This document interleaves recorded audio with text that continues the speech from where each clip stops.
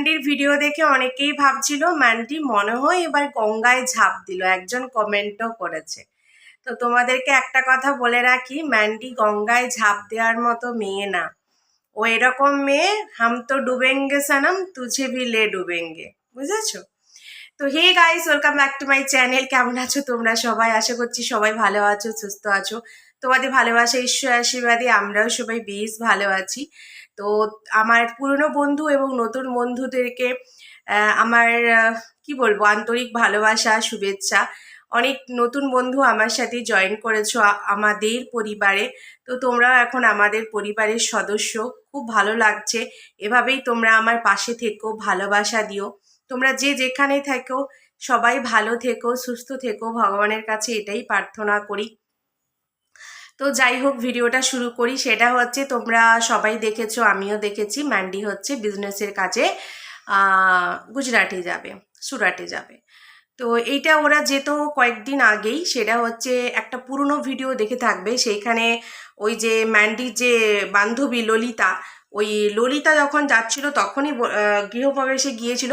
তারপরেই তো ললিতারা গিয়েছিল, তখনই ম্যান্ডি বলেছিল যে আমাদেরকেও যখন যেতে হবে তাহলে এমনভাবে ডেটটা করব যাতে আমরা একসাথেই দুজনে যেতে পারি। বাট সেটা কখনোই সম্ভব না। যেই কোম্পানি ওদেরকে ডাকে, দুটো ব্লগারকে একসাথে একই মাসে ডেকে কি করবে? তাদের তো বেনিফিট নেই। একটা ব্লগারকে ডাকবে এই মাসে, তার কিছুদিন সেই অ্যাডটা মানে সেই ভিডিওটা পাবলিশ করবে, তারপরে তারা 1-2 মাস রেজাল্টটা দেখবে, তারপর অন্য একটা ব্লগারকে ডাকবে, তাই না?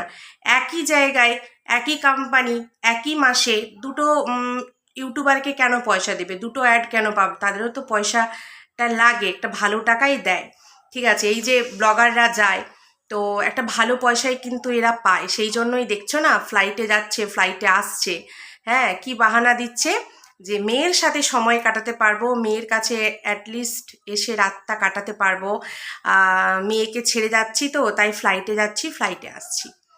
তো বন্ধুরা, এখানে তোমাদেরকে একটু আমি আটকাবো। সেটা হচ্ছে, ম্যান্ডি কতটা মায়ের দায়িত্ব পালন করে সেটা নিশ্চয়ই তোমরাও দেখো আর আমিও দেখি। ঠিক আছে, ওর বাচ্চাটাকে কতটা যত্ন করে, কি করে। হ্যাঁ, অবশ্যই মা সে তো করবেই, কিন্তু আমরা সব সাধারণ পরিবারের যারা মা, আমরা ওয়ার্কিং হয়েও আমরা আমাদের বাচ্চাকে যতটা করি সেই তুলনায় কিন্তু ম্যান্ডি করে না। সেটা তোমরা ভিডিও দেখলেই বুঝতে পারো।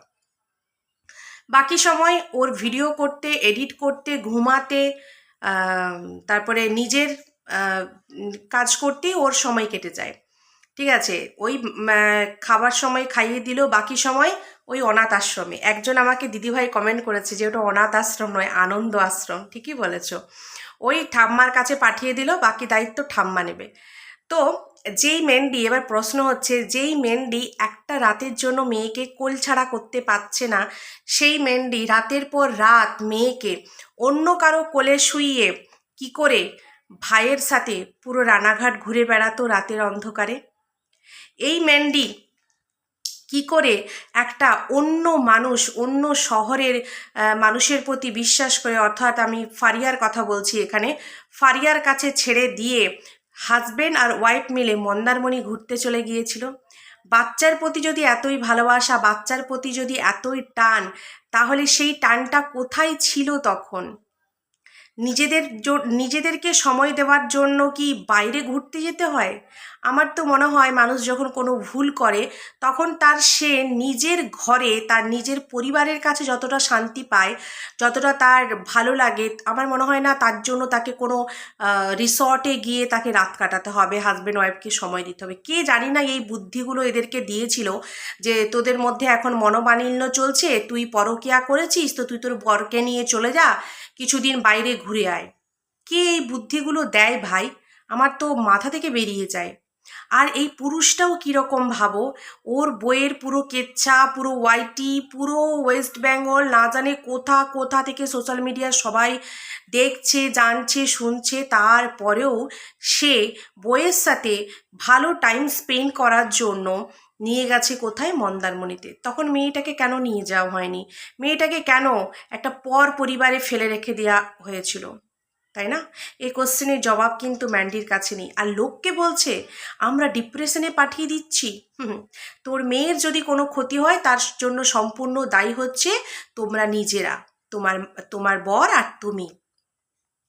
আরেকটা কথা, এই কথা প্রসঙ্গে একটা কথা মনে পড়ছে, সেটা হচ্ছে এই যে সবসময় মেয়ে মেয়ে মেয়ে বলে, মেয়ের দোহাই দিয়েই কিন্তু ও চ্যানেলটাকে দাঁড় করিয়েছে। মনে পড়ে সেই পুরনো ভিডিওগুলোর কথা, যখন খালি দুধের ডাব্বা দেখিয়ে বলতো দুধের ডাব্বায় দুধ নেই, দুধ শেষ, মেয়েটাকে কি খাওয়াবো, মেয়েটা আমার খিদায় থাকবে, মেয়েটা এই করবে, মেয়েটা মাংস খেতে চাইছে, 100 টাকা নিয়ে বাজার করে আনতো, নিশ্চয়ই মনে পড়ছে। তো এর চ্যানেলটা দাঁড়িয়েছে কিন্তু এর মেয়েটাকে দেখিয়ে, মেয়েটাকে ফোকাস করে আর নিজের গরিব অবস্থাটা দেখিয়ে।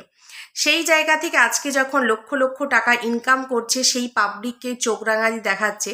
তো তোমাদের উচিত এদেরকে বয়কট করে এদের আসল জায়গাটা এদেরকে দেখিয়ে দেওয়া।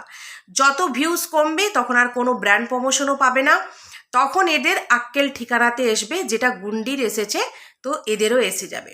তো তোমরা এদেরকে বারবার দেখছো। আর ম্যান্ডি ভীষণ চালাক, ভীষণ, ও পয়সা ছাড়া কিচ্ছু জানে না বস। ও জানে যে পাবলিককে কখন কীরকম ভিডিও দিতে হয়। ও দেখছে ঘর মোছা এইসব দেখে পাবলিক যেইভাবে ডাইভার্ট হয়ে গেছে, আমাদের কন্ট্রোভার্সি ক্রিয়েটার আমরা বা তোমরা, পাবলিক যেভাবে ও সব কিছু ধরছো, ওকে যেভাবে গাতানি দিচ্ছ, তো সেই জন্য পাবলিকের মন ভোলানোর জন্য বিভিন্ন ধরনের কৌশল করতে হবে। সেই জন্য কি করলো, সেই জন্য চলে গেল, ফ্লাইটের টিকিট কাটলো, তারপর বাইরে যাবে, সেটা তো ওদের একটা কাজের জন্য যাবে, টাকা আসবে ভাই, যেতেই হবে। তারপর চলে গেল কোথায়, গঙ্গায়। গঙ্গায় ঝাঁপ দিয়ে মরতে যায়নি, এই মরার পাবলিক নয়, এই লোককে মেরে নিজে বেঁচে থাকার পাবলিক, ঠিক আছে। আর যে প্রথমেই বললাম ডায়লগটা, হাম তো ডুবেঙ্গে সনম তুঝে ভি লে ডুবেঙ্গে, এ আগ কা দরিয়া হ্যায় বাস ডুব কে জানা হ্যায়। তো ম্যান্ডি হচ্ছে সেই পাবলিক, ঠিক আছে। তো এবার কিছু তো নতুনত্ব ভিডিওতে অ্যাড করতে হবে, মানুষ যাতে আপ্লুত হয়। ও হ্যাঁ, একটা কথা আমার এই সময় মনে পড়ছে, কার একটা ভিডিওতে, শর্ট ভিডিওতে দেখছিলাম, ওই বড় ভিডিওটা আমার দেখা হয়নি। সেখানে ম্যান্ডি বলেছে আমরা যখন নিজেদের মধ্যে ভালো সময় টাইম স্পেন্ড করি, সেই সময় আমার কারো কথা মনে পড়ে না, আর আজকের পর আমার জীবনে আর কোনো পুরুষ আসবে না। পুরো ওয়াইটি সাক্ষী থাকলো বন্ধুরা, পুরো ওয়াইটি সাক্ষী থাকলো, ওর শ্বশুরবাড়ির পরিবার সাক্ষী থাকলো, আমরা হাজার হাজার মানুষ সাক্ষী থাকলাম। হয়তো এবারে ও যে গাতন খেয়েছে কন্ট্রোভার্সি ক্রিয়েটার থেকে শুরু করে পাবলিকের কাছ থেকে, মানে দর্শক বন্ধুদের কাছ থেকে, হয়তো এরপর ও পরকিয়া করলে সেটা সোশ্যাল মিডিয়ায় আসবে না, কিন্তু বন্ধুরা পরকিয়া ম্যান্ডি আবারও করবে। এটা আমি তোমাদেরকে চ্যালেঞ্জ দিলাম। কেন কি, মানুষের নেচার আর সিগনেচার কখনো পাল্টায় না। যে কুকুর একবার লোকের হাঁড়ি খায় সে বারবার খায়, কথায় আছে। পুরোনো দিনের মানুষরা এই কথাগুলো বলে গেছে, এই কথাগুলো কিন্তু একদম ফেলে দেওয়ার কথা নয় বন্ধুরা, কথাগুলোর মধ্যে দম আছে, তবেই মানুষ কিন্তু কথাগুলো বলতো, ঠিক আছে। তো এই কথার প্রসঙ্গে কথাটা মনে পড়ে গেল, তাই আমি তোমাদেরকে বললাম। ও যতই বলুক আমরা এখন ভালো আছি, ও কিছুদিন এখন দেখাবে ভালো আছি, কিন্তু কিছুদিন পর, ধরো এই 2-3 বছর পর, ওর আবার মন উড়ু উড়ু উড়ু উড়ু উড়ু করবে অন্য কারো বাইকে ওড়ার। তখন আর এই স্যান্ডি বাবুর বাইক ভালো লাগবে না। এই যে নৌকাতে গিয়ে স্যান্ডিকে ধরে একবারে সেই বিরাট একবারে দেখাচ্ছে, দেখো আমাদের মধ্যে কি প্রেম, এই প্রেম তোমাদের মধ্যে আছে? তোমরা এই যে তোমরা যারা যারা হাজবেন্ড ওয়াইফ আমার ভিডিও দেখছো, তোমাদের মধ্যে এরকম প্রেম আছে যেটা ম্যান্ডি আর স্যান্ডির মধ্যে রয়েছে, ঠিক আছে। প্রেমে একবারে হাবুডুবু খাচ্ছে গঙ্গার জলে, নৌকোয় বসে, উফ কি আমেজ। শুধু মনে পড়ছে ভাইটার কথা, এই স্যান্ডির জায়গায় যদি ভাইটা থাকতো, কি সুন্দর মাইরি আমার ভিডিও শ্যুট করে দিত, শুধু শুধু রিলস বানিয়ে দিত। এই স্যান্ডি ভ্যাক শুধু চা খায় আর সুগার হয়ে গেছে, এ একদম ভালো ভিডিও করতে পারে না। তো যাই হোক, সেই সব নৌকোয় ঝাপটাপ দিয়ে কোথায় আসলো, বাড়ি আসলো। তারপরে কোথায় যেতে হবে, মেলা যেতে হবে, না তো পাবলিক বলবে নিজেরাই ঘুরে বেড়াচ্ছ, মেয়েটাকে নিয়ে তো কোথাও যাও না। তাই মেয়েটাকে নিয়ে গেলে একটু মেলাতে ঘুরিয়ে তারপরে আবার পৌঁছে দিল অনাথ আশ্রমে, মানে আনন্দ আশ্রমে, শাশুড়ির কাছে। তারপর চলে গেল কোথায়, সেই ললিতা, বান্ধবী ললিতার বাড়ি। কেন কি, বান্ধবী ললিতার কাছ থেকে তো জানতে হবে না, কয়েকদিন আগেই বান্ধবী ললিতা ওই সেম প্রমোশন করে এসছে, তো কতক্ষণ সময় লেগেছে, কি ব্যাপার না ব্যাপার, একটু গল্প গুজব হবে। একটা ব্রাহ্মণ পরিবারের বউ হরপে মা, সে সারাদিন ঘুরে বেড়াচ্ছে, সারাদিন রাত্রি 11:30 বাজে তখন সে ভিডিও এন্ড করছে এবং বলছে এতক্ষণ গল্প করলাম, এবার আমরা বাড়ি যাব। মানে সে বাড়ি পৌঁছবে কটায়? 11:30। আসবে, লাল জল খাবে, খাবার খাবে, ঘুমিয়ে যাবে। ততক্ষণে মেয়ে কোথায় থাকবে? হয় ঠাম্মার কাছে ঘুমিয়ে থাকবে, ঠাম্মার কাছেই রাতে ঘুমিয়ে রয়ে যাবে, আর না হলে যদি খুব মন চায়, ভগবান জানে, মেয়েকে হয়তো তুলে নিয়ে আসবে, এসে নিজেদের কাছে ঘুম পাড়াবে কি সেটাও আমি বলতে পারছি না। এবার দুজনের যদি লাল জল খাওয়ার মতলব থাকে তাহলে তো ঠাম্মার কাছ থেকে নিয়ে আসবে না, ওই মেয়ে ঠাম্মার কাছেই খেয়ে ঘুমিয়ে যাবে। ননদও আছে, তার বাচ্চার কাছে শুইয়ে দেবে ওরা। তাহলে এবার তোমরা বলো, এ কি মায়ের দায়িত্ব পালন করে? আমরা বাচ্চাকে যতই টিউশন দিই, 4টা 6টাও যদি টিউশন দিয়ে দিই, তবুও বাড়িতে গাইড করতে হয়, বাড়িতে গাইড করতে হয়, দেখতে হয় কি পড়াশুনো করলো, ম্যাডাম ঠিকঠাক পড়াচ্ছে কিনা। পয়সা থাকলে খালি ম্যাডাম রেখে দিলেই বাচ্চার পড়াশুনো হয় না, তাকেও সময় দিতে হয় মা বাবাকে। কিন্তু এরা তো দেখি সবসময় ঘুরে ফিরে বেড়ায় বন্ধুরা। এরপরেও লোকের উপরে কি করে দোষ চাপায় যে লোক আমার বাচ্চাটাকে ডিপ্রেশনে ছেড়ে দিচ্ছে। এই যে আমি আমার কথা বলছি, আমার তো একটা ছোট্ট বাচ্চা আছে, তোমরা দেখেছো, 2 বছর বয়স, আর মাত্র 6 মাস মতো আমার হাতে সময়। 2.5 বছরে হলে ওকে প্লে স্কুলে দিতে হবে। তারপর ও পড়াশুনো যখন শুরু করবে, ক্লাস যখন বাড়বে, তখন যতই আমি টিউশন মাস্টার রাখি, বাড়িতে এসে পড়িয়ে যাক না কেন, আমার দায়িত্ব থাকবে সে কি পড়াশুনো করছে, তাকে এক্সট্রা আরও কিছু শেখানোর, তাই না? আমি সারাদিন, আমাকে কাজের তাগিদে বাইরে যেতেই হবে, 8 ঘন্টা জব করতেই হবে, নাহলে আমি আমার স্বপ্নগুলো পূরণ করতে পারবো না, আমার ছেলেকে ভালো করে মানুষ করতে পারবো না। কেন কি, আমি তো ভাইরাল ফেস না, ইউটিউব থেকে আমি লক্ষ লক্ষ টাকা কোনোদিনই ইনকাম করতে পারবো না। তো সেই জায়গায় আমাকে জব করতে হবে, আর জব করতে হলে আমাকে তো বাইরে থাকতেই হবে, 8 ঘন্টা আমাকে জব করতেই হবে। তো জব করার পরেও আমি যখন সন্ধে 6:30 7টার সময় বাড়ি আসবো, আমার প্রথম দায়িত্ব হচ্ছে এসে ছেলেকে খাওয়ানো, আর তারপর তাকে বই নিয়ে পড়তে বসানো। তারপর পড়ানোর পর আমার রান্না করা, আমার নিজের কাজ, নিজের ভিডিও, সমস্ত কিছু। আমি এখন থেকে নিজেকে প্রিপেয়ার করছি যে এখন আমি আসার পর এখন থেকে আস্তে আস্তে সোনাইকে নিয়ে একটু করে পড়তে বসাই। ও পড়তে পারে না, কিন্তু ওকে মুখে মুখে বলি। ও আমার ছোট্ট সোনাই, মাত্র 2 বছর 1 মাস বয়স। সানডে, মনডে, টুইসডে সব নিজে বলতে পারে।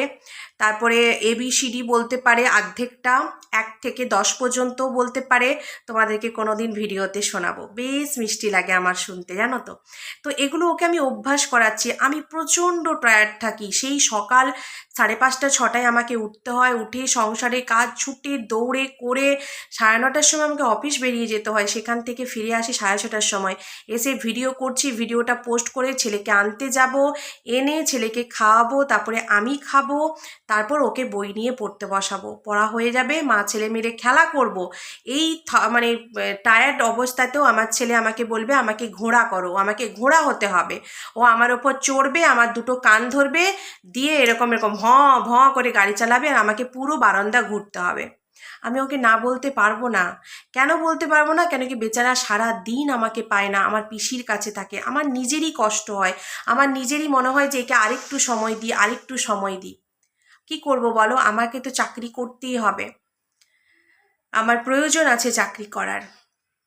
তো সেই জায়গা থেকে তারপর রান্নাবান্না করি, তারপর তো ছেলের সাথে খেলা করতে করতে রান্নাটা টুকটুক হয়ে গেল, 10টা বাজলো, ওকে খাইয়ে ঘুম পাড়িয়ে দিলাম। সোনাইয়ের বাবা 10:30টার সময় আসে, খেয়ে বাসন ধুয়ে রান্নাঘর পরিষ্কার করে পরের দিন কি জামা পরে যাব সেই সব আয়রন করে ব্যাগ গুছিয়ে সবজি কেটে যখন আমি ঘুমোতে যাই, রাত্রি 12টা 12:30। তো এরকম শুধু আমি নয়, হাজারটা মা আছে যারা পরিবার, সংসার, জব, বাচ্চা একসাথে সামলাচ্ছে। কিন্তু এই কিছু ইউটিউবারকেই দেখি যারা ইউটিউব ভিডিও ঘুরে ঘুরে করায়, তাদের লক্ষ টাকা ইনকাম হয় ঠিকই, কিন্তু তারা বাচ্চাকে সময় দিতে পারে না। এই দেখো আমার অফিসের ফোন বাজছে। তো যাই হোক বন্ধুরা, ভিডিওটা এখানেই শেষ করলাম। কেমন লাগলো অবশ্যই জানিও। সবাই ভালো থেকো, সুস্থ থেকো। দেখা হচ্ছে নতুন একটি ভিডিওতে। ততক্ষণের জন্য সবাইকে টাটা।